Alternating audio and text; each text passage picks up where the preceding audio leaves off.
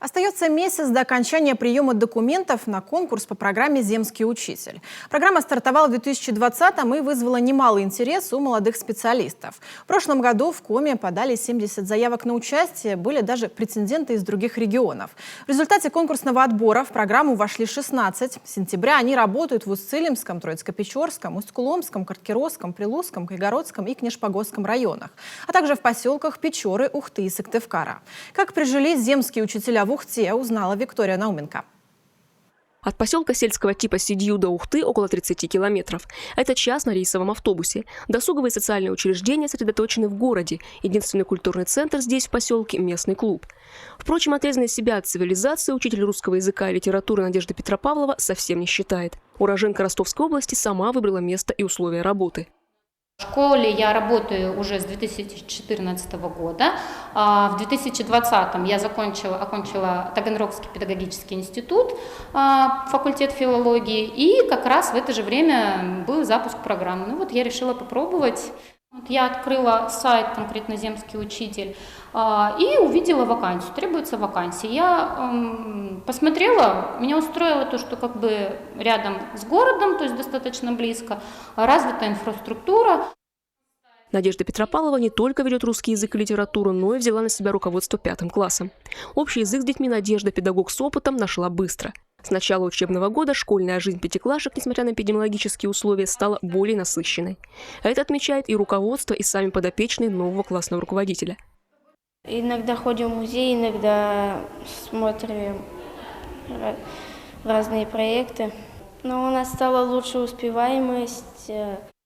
Очень хорошо вработалась, и на сегодняшний день мы говорим о том, что человек с очень большим потенциалом и может стать высококвалифицированным специалистом уже через некоторое время, потому что видим, что она с желанием относится к работе, с детьми у нее контакт установлен, и поэтому у нас нет на сегодняшний день проблем с приходом нового человека в коллектив, и таким образом вливание ее прошло достаточно комфортно.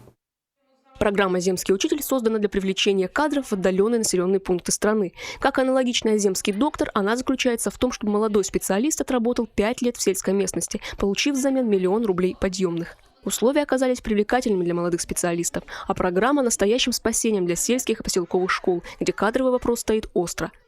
Не хватало нам учителей именно начальных классов.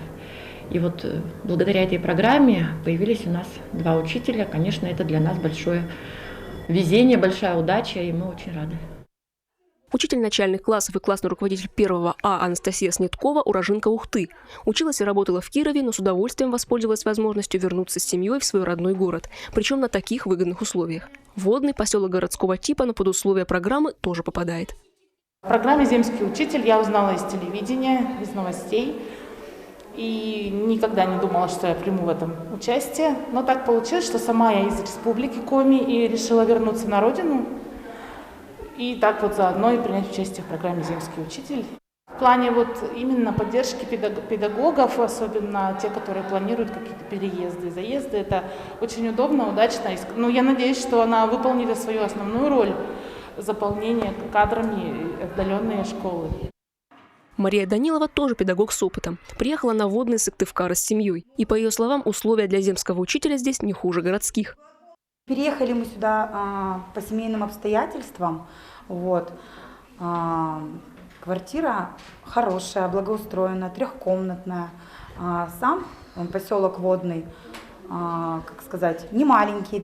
Практически так же, как все в Сыктывкаре, как и в городе, да. Есть бассейн, дом культуры, садик тоже хороший. У меня дети ходят в садик, мне очень нравится, и воспитатели хорошие. Программа «Земский учитель» рассчитана на 2020-2022 годы.